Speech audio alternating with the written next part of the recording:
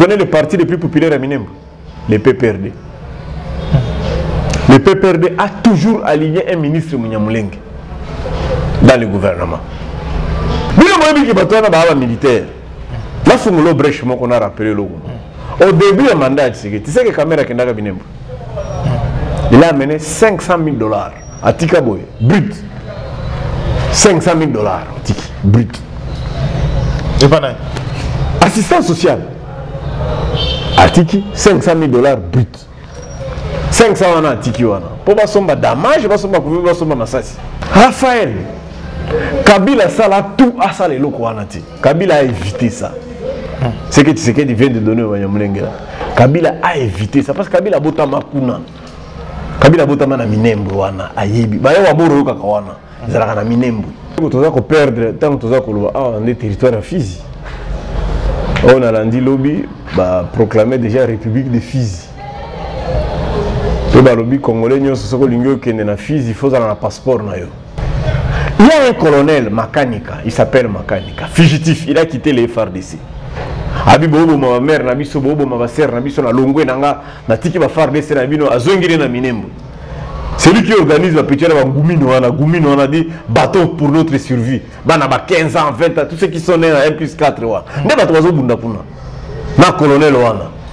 Mais comment expliquer qu'un fugitif ministre de la Défense a qu'un PC Mbote pe babini.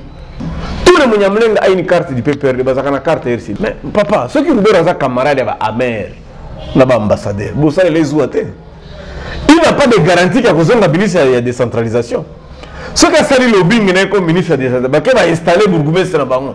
Bato baza ko baono yoko yamba Daniel Saf. Bernard Kayumba.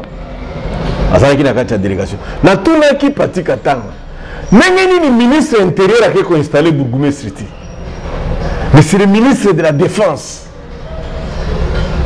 Je te rappelle que Ngoïmou Kenande kwa Gédéon Kyungu. S'il est au gouvernement parce qu'il est Yamboka ya Gédéon Kyungu. Le ministre de la Défense a été installé, bourgmestre, ministre intérieur a quitté. Et le moment où il a quitté, dans la délégation, il y avait un monsieur qui a pardon Kaliba, le ministre des Sports. Il fait partie de la délégation. Parti Katanga, Mai Mai, Mai na Fizi, leader na bango, Viewana, pardon Kaliba, Aza Mai Mai. Bato Babundela. Comment expliquer que lui aujourd'hui peut se retrouver dans la délégation pendant qu'il est installé comme Minembwe? À quel côté manque en sécurité? Je suis Raphaël Walukonka. Mesdames et messieurs, prière de vous abonner sur Info 243 afin de suivre le reste d'actualité en direct de la République démocratique du Congo. Pona koyeba basango ya Congo, pe koyeba makambo nyonso ekoleka na Congo, batata ba mama bo s'abonner na Info 243 na mwana na bino Raphaël Walukonka. Merci. La situation sécuritaire en République démocratique du Congo reste au cœur.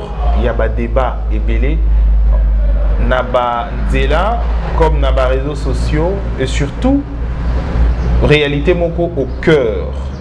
Na Est et la République démocratique du Congo. Aujourd'hui, Toko Mekako Sembo la question d'actualité et surtout question Makambo Koleka sur Minembwe. On en parle.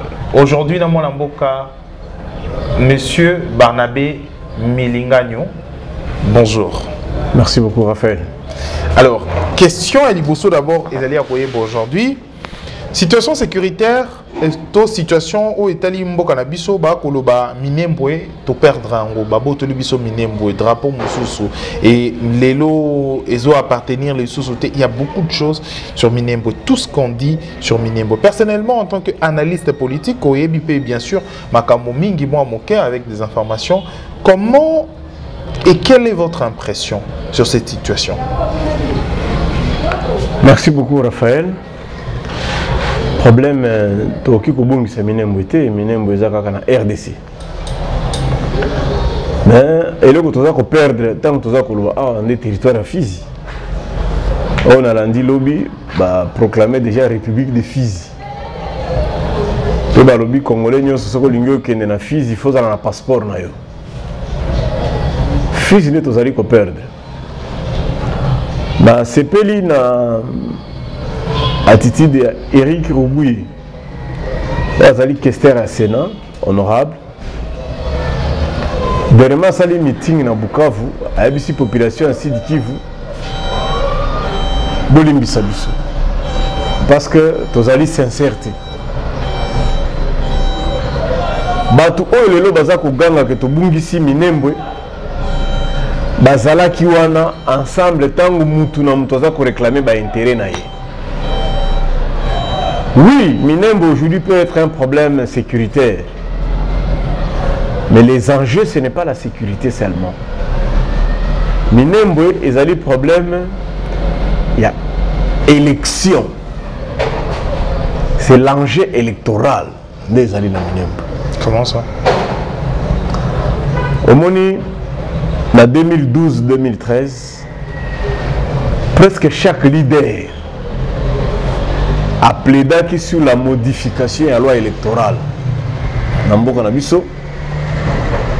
Et chaque leader a fait à ce que, et si il y a Zali populaire, et comme circonscription électorale.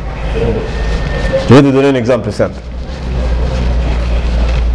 Ouvira, dans l'élection en 2006, puis dans l'élection en 2011, je prends le cas de 2 députés. Moutulokola Bitakwira, Azalaki obligé à battre campagne dans le centre-ville à Ouvira, puis à Kende na pleine à Ruzizi, à Kende Bakiringi, à Matalikola Bangomba, à Komati Minembwe, pour voter candidat député. Moïse Nyarugabo, qui est aussi populaire, célèbre, na Ouvira, mais côté à Minembwe, il fallait aller combattre campagne. Na plaine de la Ruzizi, abattre campagne dans le centre-ville à Ouvira, et si il est hostile.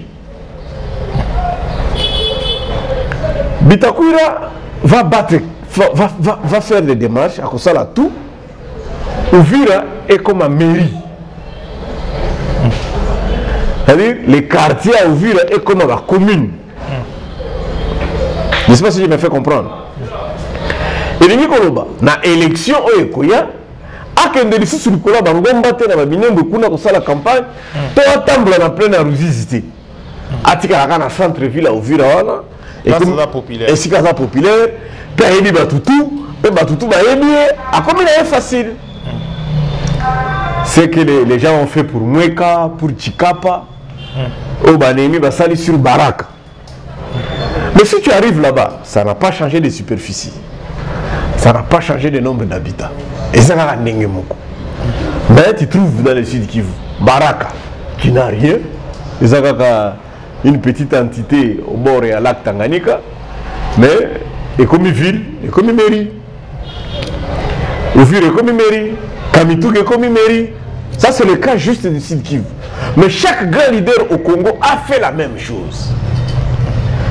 Pourquoi? Parce qu'à l'époque, Kyungu Wakumwanza, komi benga baba wa Katanga.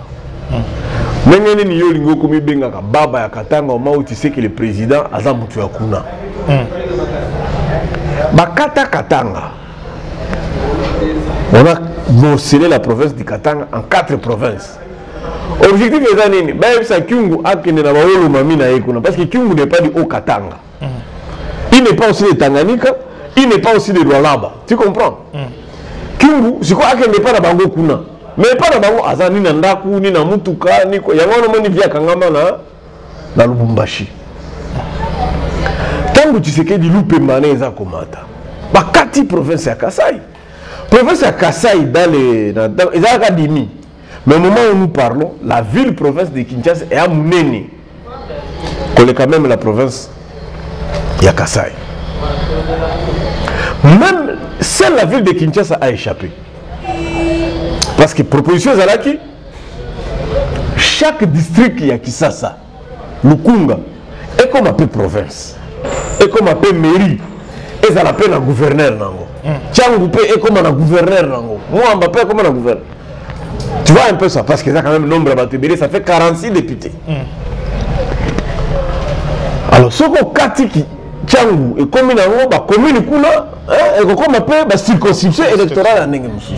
C'était ça la logique. Mais si Kabato Bazali, sincérité. C'est que Nakati a réunion, Banyamulenge peut pas lobby boy. Parce que Banyamulenge va la Tanganyika, la province de Tanganyika, Babenga Bango Banaviura. Bazandambu na Fizi, Bazandambu na territoire ya Uvira, Bazandambu na territoire ya Mwenga. Bango pe ya bendi boule balobi non, ceux qui te tikali kaka ndambu, jamais te kozwaka député Munyamulenge na parlement. Jamais. Parce que baza minoritaire na Katanga, ba minoritaire na Fizi, ba minoritaire na Uvira. Balobi non, et comme nous sommes menacés par des guerres, tombe matala biso likolo bangomba, biso pe to sangana. Biso pe to senga circonscription électorale. Et dans les temps anciens, dans la période il y a RCD, Roubert Okutu, na Bakara, Basala Minembe territoire. Parce que les sites qui venaient que 8 territoires. Mais pendant la guerre il y a RCD, sites qui vont commencer à 10 territoires. La finalité, et ça c'est que sécuritaire n'est pas trop oh non, on ne nous aime pas, faux. La logique qui est là, c'est que il faut Bango peut baser la circonscription électorale na Bango. Et si quelqu'un va causer la main et belé, le coup la bino peut bokati o ya bino. Mutura mutu chaque leader a sali et pas ici qu'il y a zali makas. Bango peut basangani bakati pe o ya Bango. Conséquence, Bamsous va se réclamer comme tribu. Est-ce que tribu Munyamulenge a raté? Ça, c'est pas importe. Comment est-ce que se 4 na 4 à Congo na 4 années? Na minembo ndenge toza koloba boye. Barega bazali wana. Kipupu, Itombo eza na territoire ya Mwenga. Vous comprenez? Minembo za koyoka wana, la nouvelle commune rurale ya Minembo wana. Ce que ça ça la désordre lelo. Parce que kati ndambo ya Fizi, kati ndambo ya Uvira, kati ndambo ya Mwenga, kati ya Mekomi commune rurale. C'est ce qui fait que Nyarugabo a été élu. Je ne sais pas si je me fais comprendre. Bango, Basali Yango, Moïse Nyarugabo. C'est qu'il y a un rappel monteur. Azam Munyamulenge, non? Mais Azam Munyamulenge a territoire ya Uvira. Na Batoman Ziratimana. Tu comprends? Et ça, Banyamulenge Moussou Baza ya Fizi. Na Banyamulenge Moussou Baza ya Mwenga.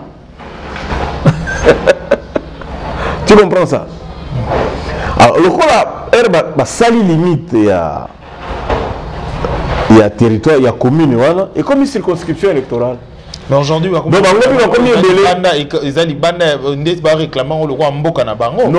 Bissonde, la politique, on a félicité Eric Roubi pour Sengaki pardon. La meeting a réclamé un drapeau, drapeau, pour dire que c'est pas en République démocratique du Congo. Non. Les Banyamulenge ont toujours travaillé avec le gouvernement. Banda, Congo et Zalaka. Mais pourquoi c'est réclamer terre? Il y a terre à Mabélé, c'est ça. Ils ne réclament pas dans sa logique, ils allaient à circonscription. Ils allaient circonscription électorale. Pour ceux qui ont un Banyamulenge, Batikali na Fizi, jamais Bakozwaka député. Ceux qui ont Batikali na circonscription Vira Munene, jamais Bakozwaka député. Mais le coup là, Batumususu, Banemi, Basali Barak et comme ville. Babitakure, Basali Ouvir et comme ville. Bango peut Basali et Bango. C'est là où maintenant il y a le manque de tolérance. Je ne sais pas si je me fais comprendre. Maintenant, d'où vient maintenant l'enjeu sécuritaire? Il y a même que les Banyamulenge ont un problème de survie. Balandela Bango à titre individuel. Ils sont tués à titre individuel. Bazalaka victime de xénophobie. Ils ne sont pas aussi totalement différents en manque de tolérance au Balouba Bazalaka Nango na Congo. Tu ne peux pas expliquer pourquoi, par exemple, les gens ne sont pas tolérants vis-à-vis de Balouba. Alors, les autres là, les malmènent et les tuent. Troisième élément, Bango Bazana Ngombe. Bamsou Bawa agriculteur. Alors, Yoski Yo. Yoza agriculteur. Comme la formule à Kayen. Olingi Momi. Okofri Renin. Ba Pondu. Ba Madesu. Ndeyo. Okofri.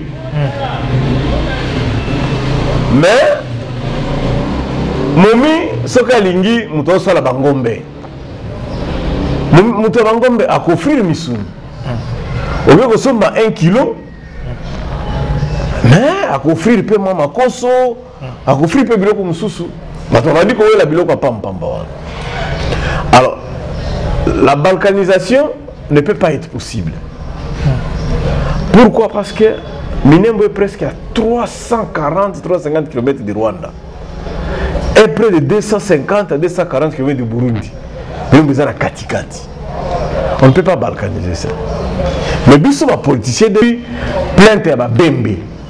Mais nous avons des députés. Raphaël Kabila Sala tout à ça les locaux. Kabila a évité ça. C'est que Tshisekedi vient de donner au Banyamulenge. Kabila a évité ça parce que Kabila botama kuna. Kabila botama na Minembwe wana ayebi. Ba yo aboro yo kaka wana. Ezalaka na Minembwe. Ayebi les enjeux. Mais écoutez, bongo, excusez-moi. Tout qui n'a fait au Congolais le baraquet sur le Rwandais, sur Nani, sur Nini. Non, le bongo pour certains également le bara Banyamulenge baba Congolais te baba Rwandais, ce sont ceux qui ont monio centrafricain. Ils ont justifié les Congolais. Ceux qui ont moni mon frère, on a filmé ils ont moni Muyombe à Congo Brazza, vous justifiez mon. Là n'est pas le débat.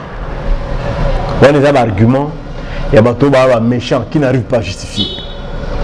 Et là on dit que ça par exemple passer. Le ministre qui a un débat il y a un parti Katanga mais je n'ai pas voulu couper ces révélations. Yoko Yamba Daniel Saf, Bernard Kayumba, azalaki na kati ya délégation. Na tuna ki parti Katanga.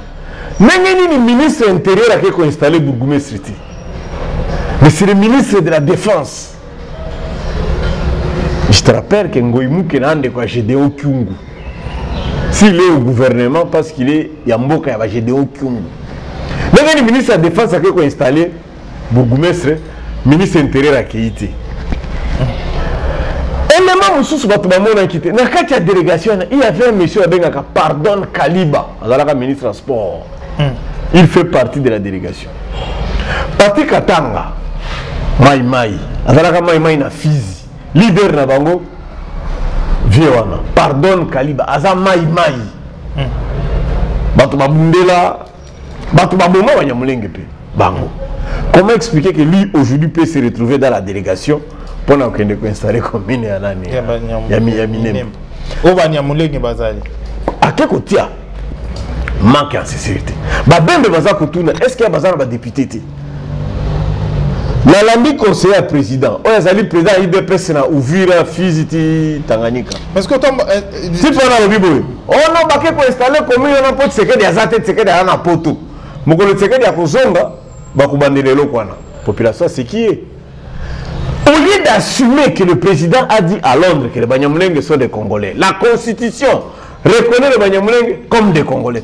Tout le même Mbanda, dans Mikanda, il y a déjà, on a le faire, le Baraba Banyamulenge Congolais, aujourd'hui Banyamulenge va réclamer, va passer en terre, va installer en terre. Aujourd'hui, petit à petit, c'est pas aussi perdre notre terre, le schéma, le lobby, on a aucune logique, on a pendant tout ce temps, ça sera déjà morcellement, il y a démorcellement, il y a découpage territorial plutôt. Et les Kanango déjà. Mais aujourd'hui, qu'est-ce qui se passe? Qu'est-ce qui se cache derrière tout ça? Non, les gens sont seulement de mauvaise foi. Découpage territorial, 11 provinces, 26, 2013, non? Les lots de Banyamulenge. Bourgoumestre Oyo Bakeko installé dans la commune rurale. Il a été nommé par Tchibala. Accueilli un décret à Tchibala. Je te dis Fizi. Etienne Tshisekedi a été élu massivement en 2011. Massivement, j'étais là. Fizi Zalaka bastion à IDPS. Mais les lots baza collé là. Les gens se posent la question. Mais papa, ceux qui nous donnent un camarade amer, là-bas ambassadeur, vous savez les ouatés. Il n'a pas de garantie qu'il y a la décentralisation. Ce qui a sali lobbying comme ministre de la Décentralisation, il va installer Bourgoumestre dans Bango. Il y a 46 Bourgoumestre. Ceux qui 246, pourquoi il va installer Kaka? Papa Moutra Moutra Bundele pas là-bas. Les gens ne sont pas sincères. En réalité, c'est ça, les gens ne sont pas sincères. Selon vous, Eza Elo Komoko, Eza, quels sont les risques et dangers pour l'État en fait en faisant cela? Non, bon, l'inquiétude au Batouakiko Banga, parce que Banyamulenge sont très forts militairement. Batouana Babunda na Rwanda, uniquement Banyamulenge, pendant 2 ans, de 1999 en 2001, avec le général Massouz, au Batina Katanga, l'actuel commandant régional Katanga. Oh, on a eu Salabino Mokolo, général Numbia, comme ça, la fin, type on a Kobetaï, Massouzou. Abunda na Rwanda 2 ans, na Minembe, Babeta Bangote. Les esclaves, esclavagisme, et ça les man a dit qui votait pour Banyamulenge. Mouzé, tout le temps qu'il a combattu Mobutu, quand Mouzé était grand rebelle, c'était avec les militaires Banyamulenge. L'AFDEL est venu avec les Banyamulenge. Merci d'ailleurs dit ça au père. Les maires, ils ont un jour les militaires rwandais de Banyamulenge bakutana pour attaquer. Ils sont très forts militairement. Les autres tribus sont des jouisseurs. Je m'excuse beaucoup. Je suis de là. On ne sait pas s'organiser militairement. Les Babembe ne sont pas organisés militairement. Barega Baza organisé militairement. Banindu Baza organisé militairement. Vous comprenez un peu ça? Alors, et pourtant les autres sont organisés militairement. Militaire. Là, il faut que brèche qu'on a rappelé. Au début du mandat, tu sais que la caméra qui n'a Binembo, il a amené $500,000 à Tikaboy, brut. $500,000 brut. Et pas assistance sociale. Atiki, $500,000 brut. 500 wana Atiki wana. Pour pas somba damage, pas somba couvrir, pas somba massasi. Depuis jour wana, yo soka kuna perte munitions zali. Il y a un colonel Makanika, il s'appelle Makanika, fugitif, il a quitté les FARDC. Abi bobo ma mère na biso bobo ma sœur na biso na longwe nanga na tiki ba FARDC na bino azongiri na Minembo. C'est lui qui organise la petite Gumino, on a dit bateau pour notre survie. Bana ba 15 ans, 20 ans, tous ceux qui sont nés à 1+4 wa. Ne ba tozo bunda puna. Na colonel wana. Mais comment expliquer qu'un fugitif ministre de la défense a qu'un PC Mbote, pe babini. C'est lui qui les a accueillis à Minembo, un fugitif. Donc soyons sérieux. Arrêtons de parler, mais organisons-nous. Donc, selon Koyo Kabadiro, il y a quelque chose, un plan occulte. Déjà. Il n'y a pas un plan occulte. C'est ce que je suis en train de dénoncer. Là, sincèrement, c'est que Bissot, ma politicien, toujours, il y a un plan occulte. Il n'y a pas un plan occulte. Manque de sincérité. Les gens comme le Minembo comme Swaziland, les autos, et que ça l'État dans un État. Non. Les Banyamulenge aussi ont besoin seulement de la sécurité. Le bourgmestre, il est Mouniamulenge. Le premier, son adjoint, Moubembe. L'autre là, ceux qui mouraient, ils ont respecté la répartition. Il y a des tribus. L'alternance peut aussi venir. Il y aura aussi élection et un bourgmestre. Mais nous, on n'est pas sincères. Les gens mentent ici. Mais pas si je me fais comprendre. Tshisekedi a tout fait. Mais bazo kosa Tshisekedi. Windows Zanki, député, à l'Obisi Radio Okapi, il y a 7 généraux à Bounia. Là où il y a un général, tu sais, il y a combien de colonels, combien de majors, combien de six. Lorsque vous en avez 7, Bounia n'est pas comme Limité. Limité a mené de collègues à Bounia. Vous y mettez 7 généraux. À Beni, un mot d'ailleurs, Mouké collègue à Bounia. Donc Beni est la Ngiringiri, Beni est la Serimbao. Mais vous y mettez 20 généraux. C'est que y a à côté de 21 000 militaires dans Beni. Windows Zangalbi Bazaka à 2500. Président. Là où on dit qu'il y a 300 militaires, on trouve seulement 3 policiers.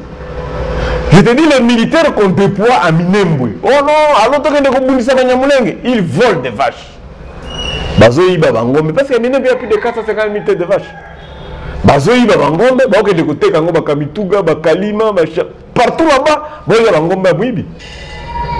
C'est ça la réalité. Et nous tous nous savons que notre armée n'est pas organisée, n'est pas structurée dans le côté. Mais puis Minembwe, il y a or et pour ça.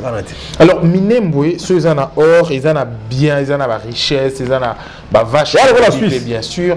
Le roi suisse, ah waouh. Qui toque verdure pour ça. Waouh. Comment on engrais. Donc aujourd'hui, quand on dit qu'ils ont besoin de s'organiser. Lelo également, pour la Batumsous, ils veulent en fait, moi, place na bango, bazali quand même la sécurité. Alors, plus tard, ils vont organiser militairement. Ils ne peuvent pas réclamer plus tard aujourd'hui comme un État dans un État et comme un Babundisapé aujourd'hui, préparer peut-être à assaut contre l'État également, qui sera difficile à gérer plus tard. La réflexion. Moi, j'ai été président à RCD na Est en 2006. Directeur de campagne à Rubero. J'ai battu campagne. Na Kenda va Minembe va faire son tout. Tu connais le parti le plus populaire à Minembe? Le PPRD. Le PPRD a toujours aligné un ministre Munyamulenge dans le gouvernement. Toujours. Tout le Munyamulenge a une carte du PPRD, parce qu'il a une carte RCDT. Et tous ont voté pour Kabila. L'élection en 2018, tous ont voté pour Chadari. Banyamulenge. Ils sont tellement forts militairement, il faut coopérer avec eux. Bazan a meilleur militaire à tous les niveaux. Il n'y a pas de tribus au Congo, ils ont des militaires à tous les niveaux. Ils ont des généraux-majors, ils ont des lieutenants, ils ont des adjudants-chefs, ils ont des caporaux. Ce qui est Banyamulenge bazala kana posa, bakata mboka omele, bakata mbokala. Je te le dis en tant qu'un expert.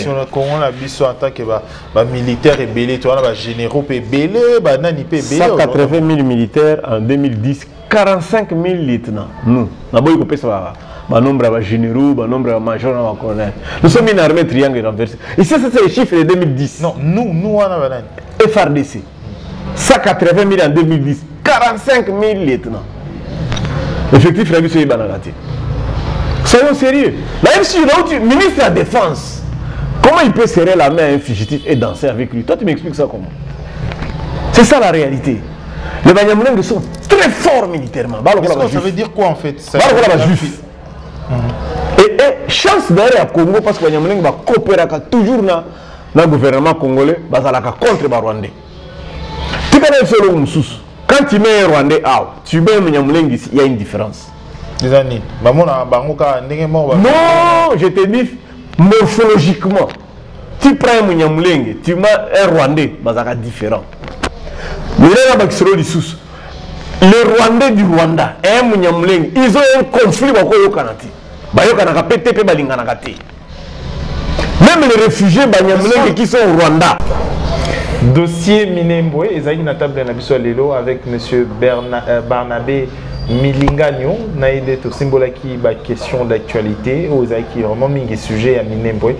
Semaine prochaine, entre lundi au mardi, tu auras deuxième édition, deuxième partie. Dans moi, Namboka Barnabé et Toko Mekako Sembola. Merci pour votre disponibilité. Merci beaucoup. Merci Nabatunos pour l'individu sur la info 243. Pour l'individu bien sûr, aux émissions vous retrouvez vendredi. Donc le mardi, ce serait un autre élément. Vendredi, beaucoup de temps dans Congo Web Télévision. Pour une prochainement pour une édition. D'ici là, portez-vous bien. Au revoir. Je suis Raphaël Walukonka. Mesdames et messieurs, prière de vous abonner sur Info 243 afin de suivre le reste d'actualité en direct de la République démocratique du Congo. Pona koyeba basango ya Congo, pe koyeba makambo nyonso ekoleka na Congo, batata ba mama bo s'abonner na Info 243 na mwana na bino Raphaël Walukonka. Merci.